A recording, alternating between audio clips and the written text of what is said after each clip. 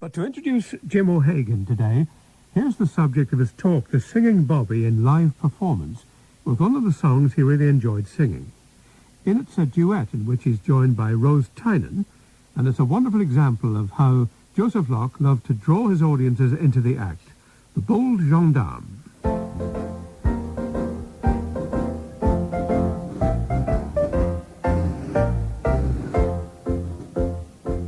We're probably guardians of bold yet to wary, and of ourselves we take good care. to risk our precious lives we're sharing. When danger comes, we're never there. But when we meet a hapless one, Our little boys who do no harm, what do? we run them in, We run 'em in. we run them in, We run 'em in and show them we're the bold gendarme. we run them in, We run 'em in. we run them in. We run them in and show them we're the bold gendarme.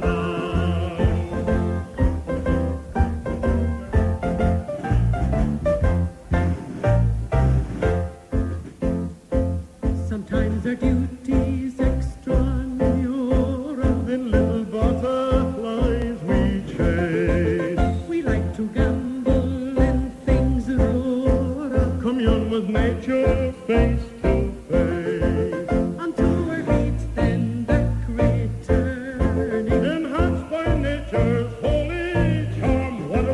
We run them in, We run 'em in. we run them in, We run them in and show them we're the bold gendarme. we run them in, We run 'em in. we run in. We run them in and show them we're the bold gendarme.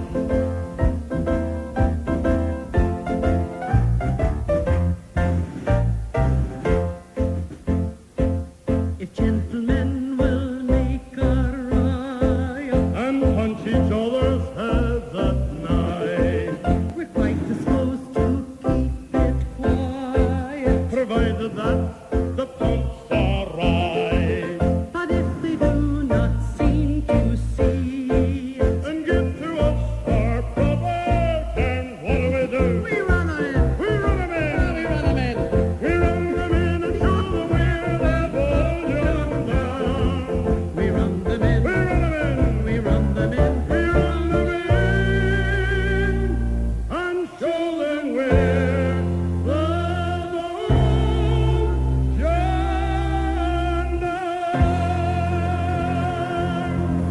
gendarme. Good afternoon, Walter. Most of your listeners today will have heard of Joseph Locke the singer, and in March of last year there was unveiled a piece of sculpture of him in his honour. The unveiling in Derry City heralded the end of a successful 2.5-year campaign by Mike O'Sheerin, a local man and admirer of Locke. This event was attended by Locke's relatives, local dignitaries, a large number of fans and members of the public at large. The ceremony included also John Hume MP and Phil Coulter, the famous Derry musician and songwriter, both of whom performed the unveiling. The monument in bronze and stainless steel is located at Queen's Quay in front of the City Hotel and is by Morris Harron.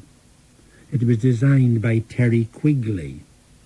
It features Joseph's portrait and scenes from places associated with his life and achievements, like St. Eugene's Cathedral, Blackpool Tower and Carnegie Hall.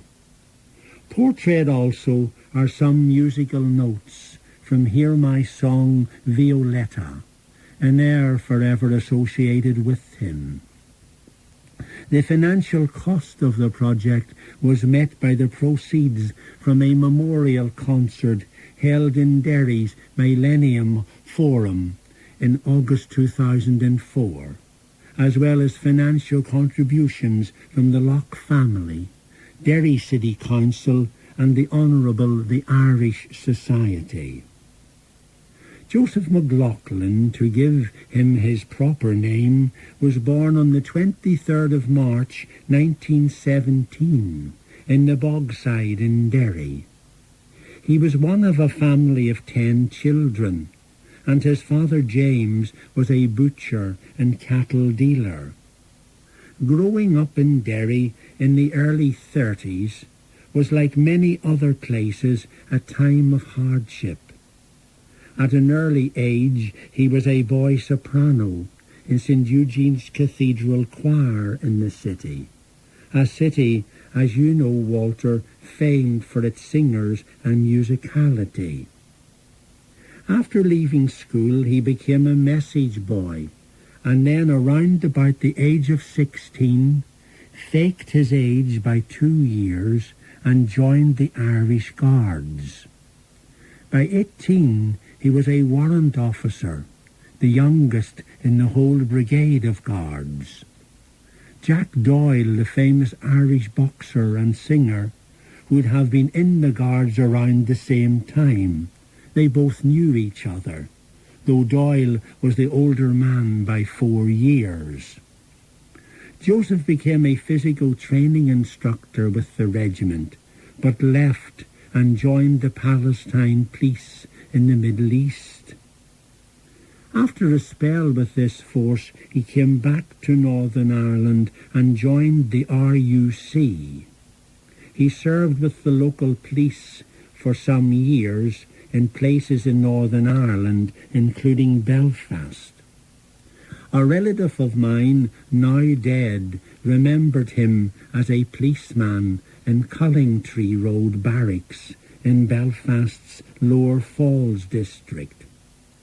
This station is now closed, but my friend remembered him as a big burly fellow who was known as the Singing Bobby.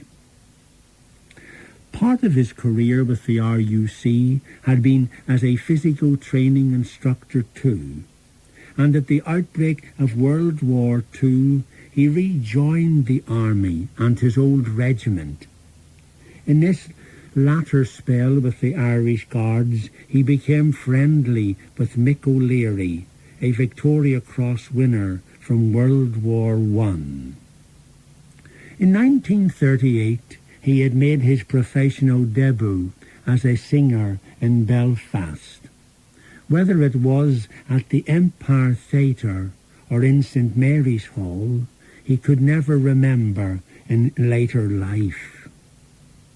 In his early professional career, he had gone touring as a singer with the renowned Dublin optician cum comedian Jimmy O'Dea on wages of £8 per week, and later in the war years toured the United Kingdom.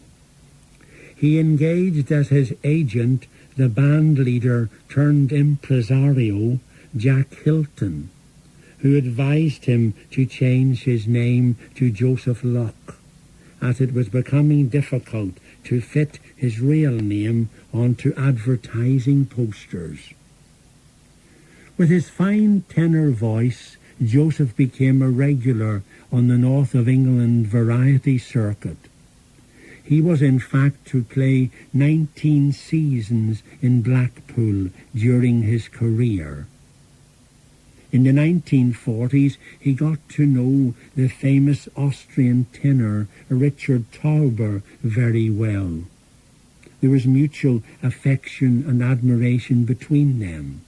Indeed, on one occasion, at an audition, Tauber, who was a gifted all-round musician and composer, as well as an exceedingly fine singer, played the piano for him.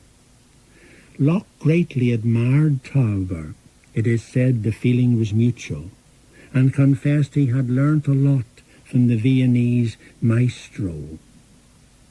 In 1947, under the Columbia label of EMI Records, he recorded Santa Lucia, Come Back to Sorrento, and Hear My Song Violetta, which was to bring him a golden disc. He made his radio broadcasting debut in 1949 when he was a guest on the Happy Drum Show. By this time he was very popular in the West End of London, and was subsequently to appear in 5 Royal Command performances. In 1951, the Joseph Locke album appeared.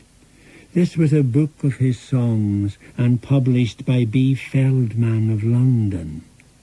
Back then, too, an anonymous writer made the remark, and I quote, "Perhaps one day soon we may see the most dramatic of all human stories filmed, the life story of Joe McLaughlin, the ex-Belfast policeman, and now Joseph Locke, the golden boy of song." This was to happen to some degree years later. Later in his career, Joseph was to star in a number of TV programs. These included Rooftop Rendezvous, Top of the Town, All-Star Bill, and The Frankie Howard Show. His repertoire consisted of Irish ballads like Galway Bay, Dear Old Donegal. His I'll Take You Home Again, Kathleen was a great favourite with many people. Indeed, you featured it, Walter, very recently on the programme. He also sang and recorded such operetta-type songs as the drinking song from The Student Prince, Goodbye from the White Horse Inn, and My Heart and I from Old Chelsea. Count Your Blessings is a favourite of mine. The great Irish tenor Count John McCormack, who was not given to high praise of other tenors, admired his voice and advised him in his early days not to aim at being a pure opera singer, for which Joseph had ambition, but to concentrate on lighter roles. Other songs for which he is well known are Slieve na Mon, Blaze Away, and I Hear You Calling Me. Towards the end of the 1950s, and after singing in New York's Carnegie Hall, the Inland Revenue asked him to repay back taxes. Something like £20,000 was involved, a huge sum of money for those days. He disputed this and claimed he hadn't the money anyway. To avoid arrest, Joseph left Great Britain and settled in the Irish Republic. There he remained for a good number of years and kept a low profile, except for giving an occasional concert. Eventually he settled his tax affairs with the taxation authorities and made a return to Blackpool in 1968, but by then his career as a major star had more or less ended. However, just like Rinty Monaghan, the world boxing champion and also a showbiz entertainer, Locke never faded from the public memory in Ireland, and in the 1980s he took part in a series of concerts in Belfast in places like the Arts Theatre and the Old Strand Cinema on the Hollywood Road.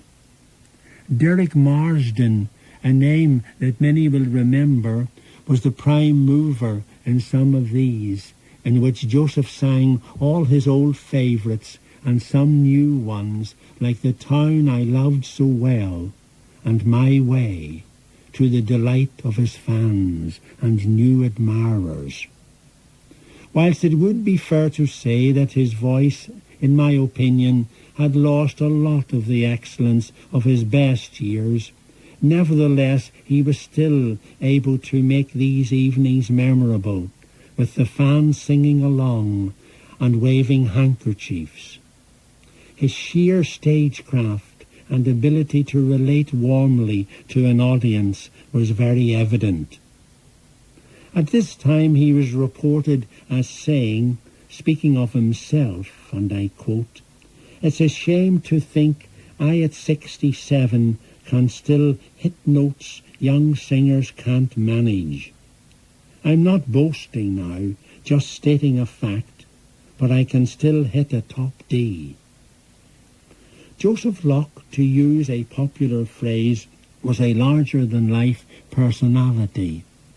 One of his hit numbers, Blaze Away, when he sang the line, "We'll put a bonfire to our troubles and let our worries blaze away," sums him up, I feel, in many ways. We make a bonfire of our troubles and we'll watch them blaze away. And when they've all gone in smoke cloud, we never will return. There comes another day, and as the bonfire keeps on burning, happy days will be returning. While the band is playing, we'll watch our trouble blaze away. And here we are, there's work to do, and don't let trouble trouble you. But bring them along and we burn them up, bring them along and we turn them up. Ha ha ha ha hey! La la la la la la la la la la. Louder, louder.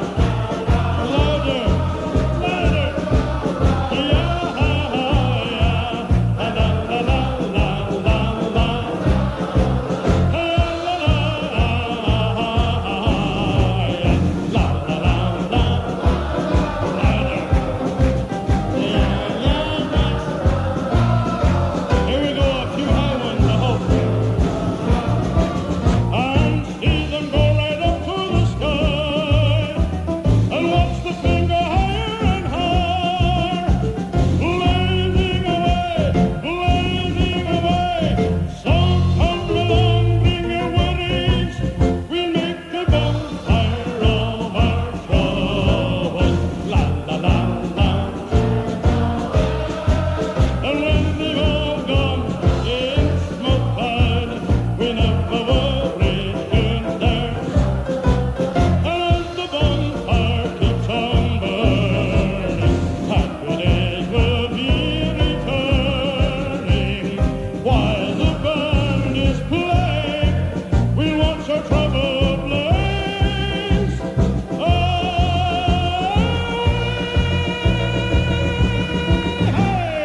Got it. Got him. Big of physique, he was equally big of heart. There were many funny stories, some of them apocryphal, associated with him.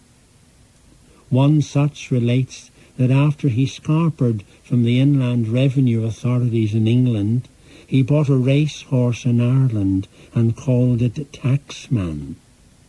To many companions he was a rollicking sort of man, good company, with a great love of life. In 1984, Gay Byrne devoted a whole evening's Late Late Show on Radio Telefís Éireann to his career.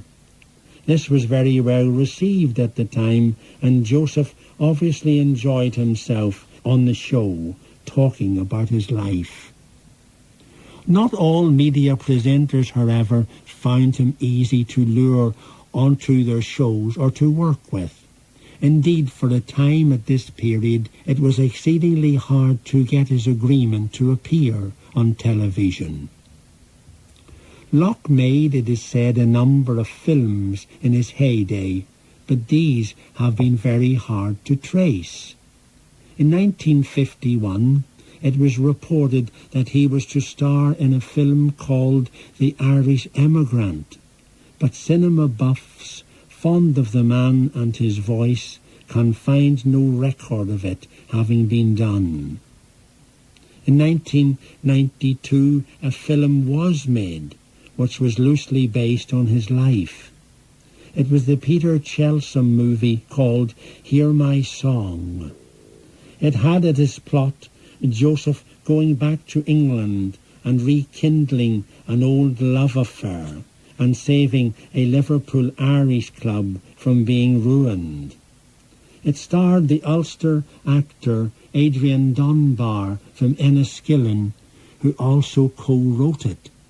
Ned Beatty acted as Locke. It had a royal premiere and was attended by Princess Diana. Locke was flown over for this performance, and the film was considered a great success.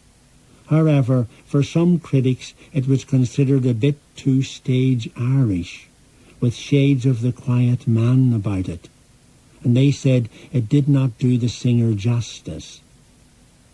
In the same year, Josef's album, Hear My Song, was released, and boosted by the film's popularity, made it into the top 10.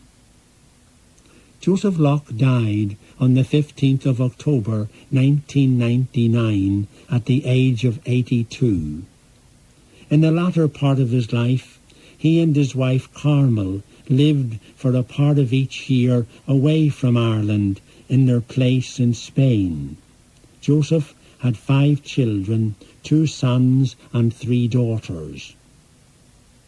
It's hard not to write or talk about Joseph and avoid cliches.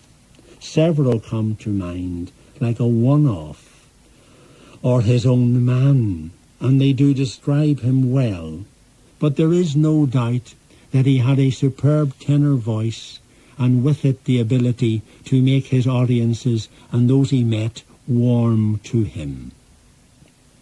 At his funeral mass, held in the village of Clane in County Kildare, where he died in the local hospital, and where he had lived when in Ireland, the priest, Father Harrington, in the course of his homily said, "He brought pleasure into so many people's lives that we remain fans. And this morning it is logical for me to say thank God for all that enjoyment. For me, Joseph was the Lord's instrument who conveyed enjoyment." During the Mass, too, his family brought in reminders of him, like his favourite tie, a puzzle book, an ornament, a tankard, and the gold disc from EMI for his Hear My Song CD. The Irish tenor Anthony Cairns sang I Hear You Calling Me. Afterwards, his remains were taken to Glasnevin in Dublin, where they were cremated. So his fans are left with their memories and faded newspaper reviews of his concerts, with headings such as Locked in Joe's Spell, Joe's Golden Anniversary, What a Voice, What a Man, Laughter is Still the Key to Joseph Locke, and lastly, Locke Wanted. They all indicate splendid performances. My heart is broken, what did I? Such pride inside me is broken. I'll try my best not to cry by and by, when the final farewells must be spoken. I'll join the Legion, that's what I'll do. And in some glory where human hearts are staunch and true. I shall start my life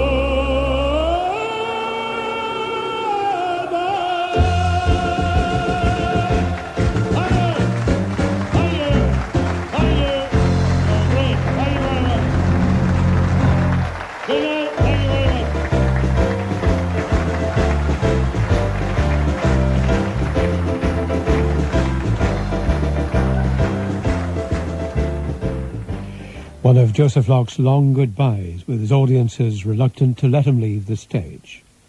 And now it's hello to Stephanie